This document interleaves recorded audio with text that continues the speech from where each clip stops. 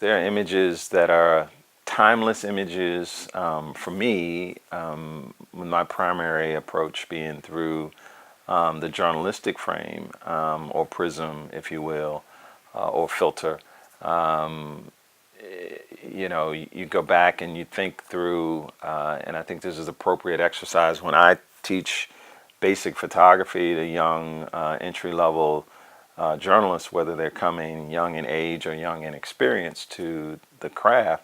It is helpful to walk them through a series of images that could be, in a contemporary frame. I'll start with most recent, images that I think about that tell a story, that move people to conscious action in powerful ways. And I think that's one of the things that I use as an argument for the value and impact of photographic reporting, is that there have been written narratives, oral narratives, verbal and recorded, about atrocities and struggles in the world. And it wasn't until a photograph was documented that people actively were called to action, whether that's civil rights in America, images of the Deep South. It wasn't until pictures like Charles Moore's photograph of the police dogs being unleashed on the protesters. Well, actually, they weren't even protesters, they were marchers. Water cannons being sprayed on people who were just walking through the streets saying, "We want equality." Those pictures moved Americans in the North, the liberal North, and around the country to say, this isn't right, something needs to be done. You can think about Tiananmen Square, the photograph of the lone protester in front of a tank.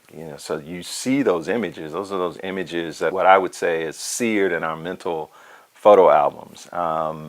Internationally, continuing the images out of South Africa during the apartheid era, when the Afrikaner police would attacking, protesters in the villages. Those images. Those are images that we know moved us to action. And the first Iraq War, the soldier on the road with the seared Jeep. Those all kinds of images like that. Michael Jordan floating through the air on a slam dunk. When the Bulls won their first championship. I mean, you can talk to people about images that that elicit narratives and stories in their lives that are clearly a reality that up until very recently people carried pictures in their wallets.